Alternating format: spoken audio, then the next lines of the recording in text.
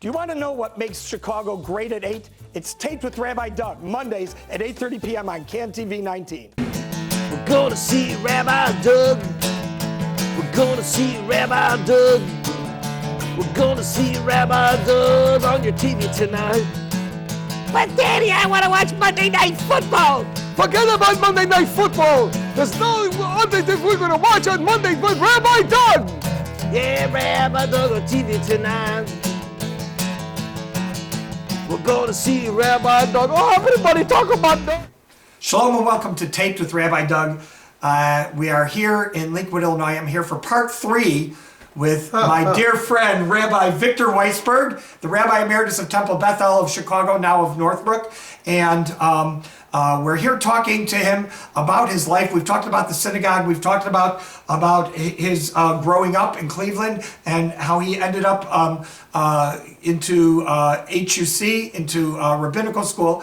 And he ended up going to Israel. Where did you get the money to go to Israel at that age when you were a young boy studying at HUC? First of all, I didn't have much money. I had the $500 scholarship from Rabbi Silver. So Rabbi Silver offered you his $500 so Yes. you would be able to go learn. Okay. And you took a ship to Israel? There was no other way. Uh-huh. Okay. How long did it take on the ship? 2 weeks. 2 weeks. There were 12 of us in one stateroom. All going to HUC? No. No? There were 12 of us on the ship. Oh, on the going ship. to the ship. And then most of the people got off at Athens. Oh, it stopped in Okay. Athens, Greece.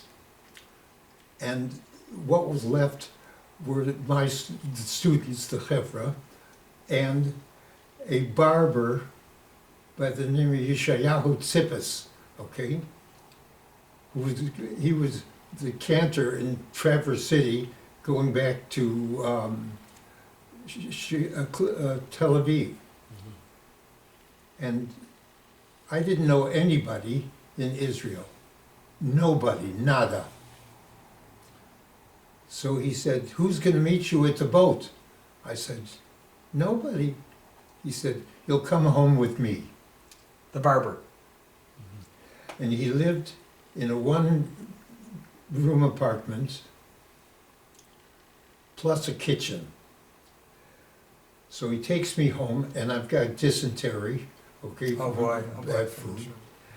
And he has a son, so he moves the son from the kitchen to sleep with his wife and him in the bedroom, in the room. Yeah, the one room. And I'm now sleeping in the kitchen. And he says, "I'm going to help you. First, you're going to get well. Second, I'm going to take you to the beach on Shabbat." So after shul, by the way, we davened in a shul on Frishman, that my father, I found out after I was married that my father-in-law was a contractor and built the shul. Oh my goodness, what a story. But that Shabbat, first Shabbat, he takes me to the beach. It was like Purim. There were Jews from all over wearing native costumes from wherever they were. What year were you in Israel by then? Did you arrive in Israel? 51. This is 1951. And the place is with Senna, there's no food, okay? I later found out the Tzippases liked the fact that I shared my rations with them, okay? Which was okay. So there were people from Russia, there were people from Bukhara with silk clothes with many colors. There were the Yemenites with longer payas. There were people from all over. And they were all Jewish. Can you imagine? Can you imagine? Okay. And we had nothing to eat, okay. So Yeshayahu got me the place on Malach HaMisha, because nobody spoke English there, okay? And I had a pair of parachute boots, okay? So they put me in the refit in the cow barn, sweeping up the manure to take it into the orchard, okay? There was your duty. I was the big stinker. So, and in my hut was one Jewish boy from Lebanon and one Jewish boy from Burma. I said to the Burmese, "How do you know you're Jewish?" He said, "I only knew Shema Yisrael when I came here." It was all the Hebrew. And the guy from Lebanon, no, I was in the Navy, so I knew how to shoot a rifle. So he was in charge of milking the cows at night. And the Arabs were on three sides. So I walked with him. He had a Sten gun. He didn't know which end was which, okay. But he felt secure because I knew how to wrap the rifle and use it. So, okay. So we became the three of us, okay. And we were kibbutzniks. They took all my clothes, a sea bag full of clothes, and with my underwear and socks and everything. And they wrote Victor on my underwear, but everybody else was wearing it, okay? Everything was in common. Communal. Yes. We were in a place where Mickey Marcus was shot, okay? And there was the Eddie Cantor Children's Village. And we saw these wild kids from Morocco. They were really denizens of a slum. Become not only mention, but human beings, citizens, introduced to the army and discipline with hope and a future. Jewish young men. And I met a saint, Henrietta Zold. Oh my goodness. She was a fat lady. She was the mother of all these students, of all these children. The Henrietta Zold. The Henrietta Zold, okay? And I was coming, because one of the students from HUC was getting married. His name was Robert Bergman, Allah Shalom. So I was going to come to Jerusalem to the wedding, okay? So I went to the wedding, okay? And I met his wife, Penina, who was from Romania. And I'm going to skip over a lot. When I met Tamar and was going to get married to Tamar, the McCarran-Walter bill was a federal bill in the United States about immigration. Now, Bob Bergman married Penina, who worked for a communist newspaper in Chernovitz, okay, in Romania. She couldn't come back to the United States for 3 years after they were he came back to HUC. Because she couldn't get a visa. He couldn't get her. So when I announced to my parents that I was getting married, I was going to get married in June, you come back, okay. They got an immigration lawyer in Cleveland, and we kept writing letters. You can't get married in June because you have to go through, to bring your wife here, you have to go through all kinds of legal things. Jargon. You've got to move your thing. In the meantime, I met a cousin of mine. My bubby said, when you go to Israel, I want you to meet a boy named Chaim. Look up Cousin Chaim. Look up Cousin Chaim. And she gave me his address. So after the kibbutz, and I was already now in HUC and knowing Tamar. You were studying in the Jerusalem campus now? Yes. Now the Jerusalem campus, when I was studying there, was located at Terra Sancta, Was it just something? in various places, and we studied at teachers' homes. Okay, okay. Who were you, before you go on, just tell me who your teachers were there. I want to know Okay. that. Gershom Sholem, mysticism, Kabbalah. Martin Buber, Martin Buber. okay. Martin Buber. Chassidut. Oh my goodness. Then there was Yechezkel Kaufman, Tanakh. Then there's this rabbi, I can't think of his name, from Livorno. Okay, he wrote books, Moshe something, who died during the year that I was there, by the way. We went to the funeral in a bus with the casket. We got off this house, this synagogue, this school. It was Stop at all those places. Oh. yes, and there was words, Divrei Torah. So you met Tamara while you were studying in yeshiva. No, I was not studying at the yeshiva. I was studying at HUC. Yeah, I'm saying in HUC in rabbinical school. No, I wasn't studying at HUC. No. I was studying at the Hebrew University. Oh, this is why you were in Hebrew University still. Yes, I met her in Jerusalem. And my parents weren't even at our wedding, but cousin Heinz Chaim was my shushbin. He walked me down the aisle. Okay, and I still, my wedding present from him was a handmade Chanukiah that I still use now. Wow, so this is while you're 72 years later. 72 years later. Okay. And so you were married in Jerusalem while you were in HUC. While I was a student there. Yeah, while you were But student. I was not going to HUC now. There No, was I'm no sorry, HUC. I meant in Hebrew University. Yes. I'm sorry, that's my mistake. While you were just told me, while you were in Hebrew University, I'm saying while you were studying Hebrew University and mastering your Hebrew and all that you did so much. Mastering the Hebrew was. You were learning you were learning back home with your teacher Hebrew too. Now I was learning at an Ulpan. Right. And then I was taking a course on Shipur V'Signon.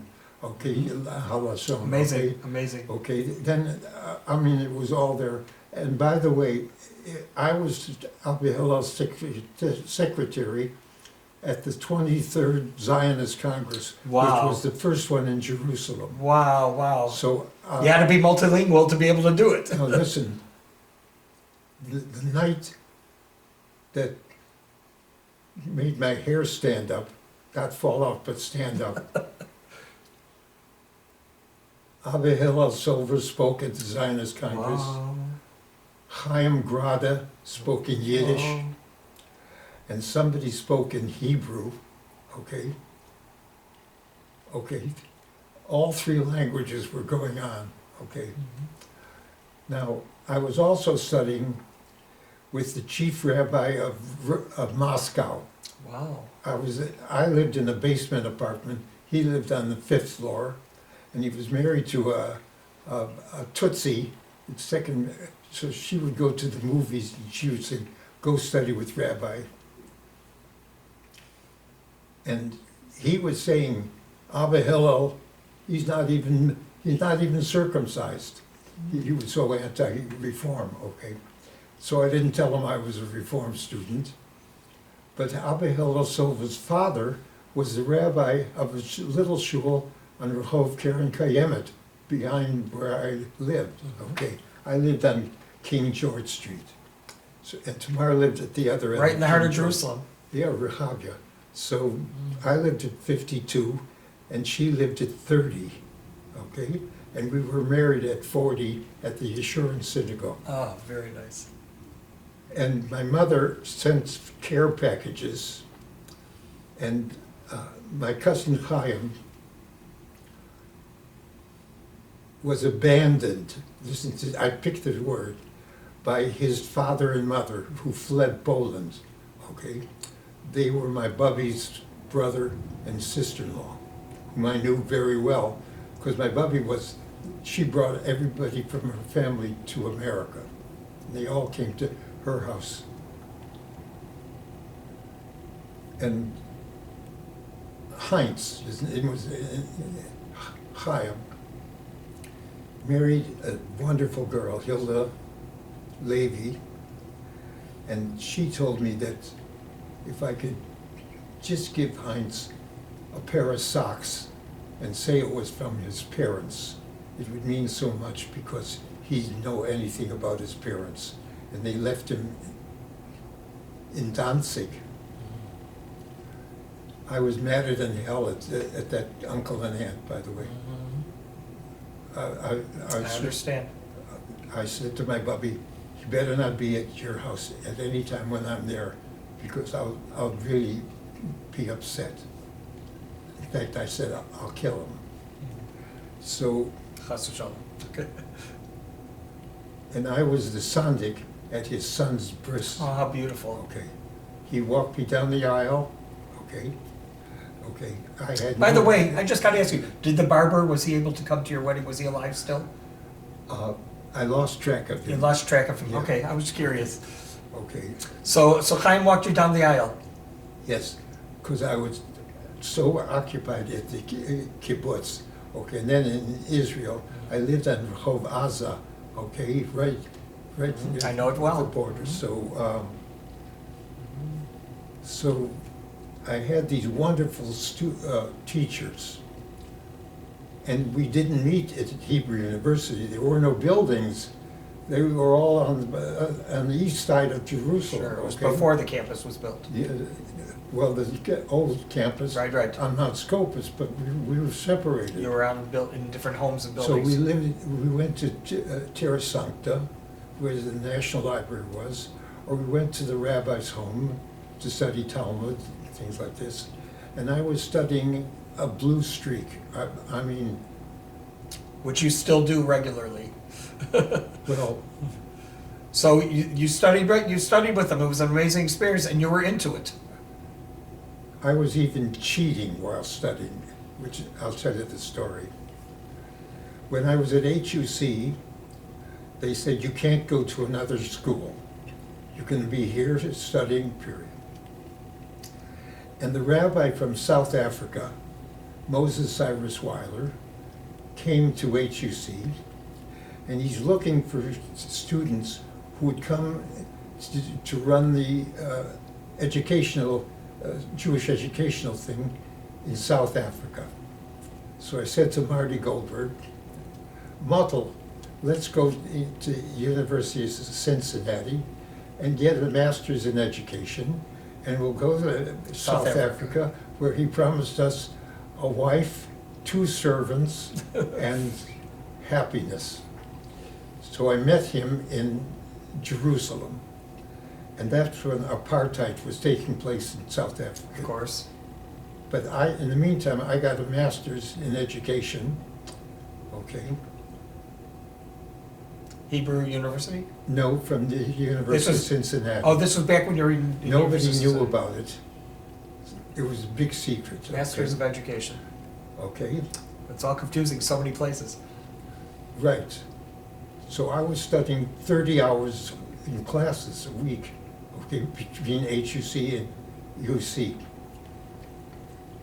And by the way, I was the first of my class to get a position because Rabbi Berman at Temple Beth-El, Israel, wanted an educational director. So you became the assistant rabbi and the educational director. And the youth leader. And the youth leader and everything. Okay. And he was Hyde Park, right? He was, yes, and he was running all over the world with the World Jewish Congress. So he would call me, Victor, be prepared for Saturday. Okay, okay. Anyway, so studying was my salvation. And I took a course in the summer when Tamar went back to Israel in sensitivity training. And the course was originated by a magnificent Jewish professor from Germany, Kurt Lewin, okay? And this was his acolyte. And it was so interesting because it showed me the workings of groups dynamics and things like that. It was about groups dynamics. So then I got a doctorate, okay? I studied with Rabbi Rosenthal, okay, because I was doing work for a professor at HUC on the Jews of Turkey at the time of Shabtai Tzvi. Wow. And I didn't know that much Talmud. So Rabbi Rosenthal, he was a classmate of Rabbi Yehoshua Herschel in Berlin. Oh my God, a classmate of Rabbi Heschel. So he helps me with this Sheilot Teshuvot of the two rabbis that I was studying. And I got a doctorate, THL, okay, Doctorate of Hebrew Letters. okay. And then the president of my brotherhood was a big shot in the brotherhoods in Chicago. Now, is this the president in Isaiah in the South Side? No. Or is this back at Beth-El? Beth-El. Okay, we're going back to Beth-El now. I Okay. got the doctorate in 70. Uh-huh. I came to Beth-El Oh, in 54. right. Oh, so this was already years later. Yes.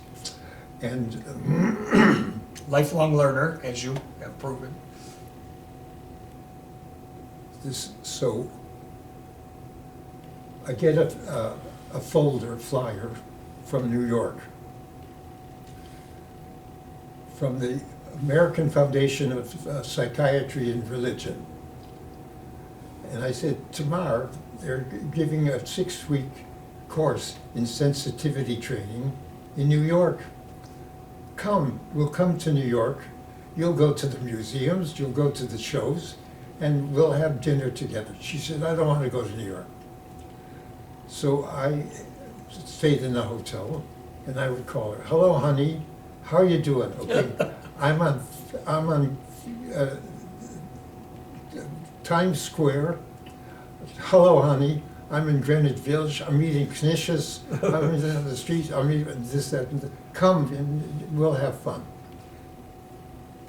So after that 6 weeks six-week course, the Board of Rabbis had asked if I would give the High Holy Day Sermon Seminar that They do every year, that we yes. still do today every year at the Chicago Board of Rabbis. Okay. So I had all these ideas about groups, okay, and psychology and, okay, sensitivity and blah, blah, blah. Okay. So I came home and delivered a series of sermons for the Board of Rabbis. So some of my colleagues said, you must be an Adlerian. I didn't pay any attention. On that Shabbat, I gave one of those sermons at Beth-El, and a group of women who were there said, you must be an Adlerian. Now, you know the story of Joseph and his dreams. Sure. If there are two dreams, the Rabbi Shalom is talking. And Shmuel HaShofet, he had two dreams, okay? And his mentor said, go back, it's God talking to you. And Pharaoh had two dreams, and Joseph, okay. Interpreted them as God talking. So I believe that when I hear two things from disparate people of the same subject, It's God sending you a message. yes. So one day I'm sitting at my desk where the synagogue is closed already. And I get a phone call. Hello, where is this meeting about the Nazis walking in Skokie? I said, well, it's not at my synagogue, it's at the Lincolnwood congregation. Okay? About 30 minutes later, I said, I get a phone call. What time does the meeting at Lincolnwood start? about the Nazis, okay? So I said, it's at 7 o'clock. So I come home and I say, Tamar, I got these two messages. You were home in time for dinner because everybody else was hungry waiting for you. Got it, buddy. They were waiting for you. Okay. I remember. Okay, okay. Yeah. I'm going to the meeting. And the meeting is run by the ADL. And the ADL said the Nazis should walk. and we should just pull down our shades. Now, there are only 26, we counted, there are only 26 Nazis who were in the walk. So Saul Goldstein, who I later found out was a real Litvak, he said in his Yiddish accent, "We're letting them walk on the graves of my mother and father," okay? So I got up at this meeting, and I don't usually speak in somebody else's congregation. I said, the ADL knows how many Nazis there are, because that's their job, to count Nazis. But when they tell Jewish people to pull down their shades and let them walk, I said, send the ADL to hell. So it so happened that the president of my congregation was a big macher in the ADL in B'nai B'rith. You didn't like it. Oh, he got madder than hell. I said, Bert, send them to hell. I said, the Supreme Court allows the freedom of their speech. I said, but it allows us to defend our homes. So we scared the Nazis out of their pants. They didn't walk. No, they didn't. Okay? My life was thrilling because I had the largest number of students to go to HUC from my synagogue in my Amazing. term. Gary Zola, who's the professor, he's the head of the American Jewish Archives. He was one of my boyshiks. Amazing. This has been just absolutely amazing. I want to thank you so much. I just have two quick questions, just yes or no answers. First of all, what year, first of all, did Beth-El close in Chicago and move to Northbrook? Do you remember what year that was? 1998. Yeah. 1998. That's Yeah. what I thought, in the 90s. Yeah. Thank you. Okay, that was one question. Secondly, did you have a good relationship? You know, you had that around the corner, the two classic Reform synagogues in West Rogers Park with Rabbi Strauss. Did you and Rabbi Strauss have a good relationship? And I don't want to know more, just did you ever cooperate on any programs or anything, or were you really separate? Just really separate, okay. And the other thing was, the other two congregations, Ezra Israel and their TAPED, was there any, Okay. any, Okay. With Rabbi Kaganoff, by the way, we were very great friends. I knew you knew him well. And our wives were very good friends. And you know, I became rabbi there, and that's how we became friends. And his joke was, my congregants come to your Friday night for the Oneg Shabbat, and your congregants come to my Shabbos morning for the Kiddush. That's great. All right. So we were very friendly, Very nice. and he was overflowing with kindness. Well, he had great respect for you as you did for him. Just wonderful. I want to thank you so much for being on the show. Thank you for these 3 episodes. I'm hoping that maybe in a few months, if you're feeling up to it, that we can talk more, because you have so much more to share. I want to thank all of you for being with us. Rabbi Victor Weissberg, Rabbi Emeritus of Temple Beth-El in Chicago and in Northbrook. And remember, you can check out our website, www.tvrabbi.com, where you can also see former shows on the web. You can send Rabbi Weissberg or me an email, info@tvrabbi.com. I will forward it to him. This has been amazing. I wish you good health, bis 120. We should be together. I'll be gesund. And hope to see you all next time in good health as well, right here on Taped with Rabbi Doug. Shalom, everyone. On your TV show, where he's the rabbi for me. Anytime you need, you're gonna get married or you're gonna die. Gonna see Rabbi Doug. This has been a Taped with Rabbi Doug production.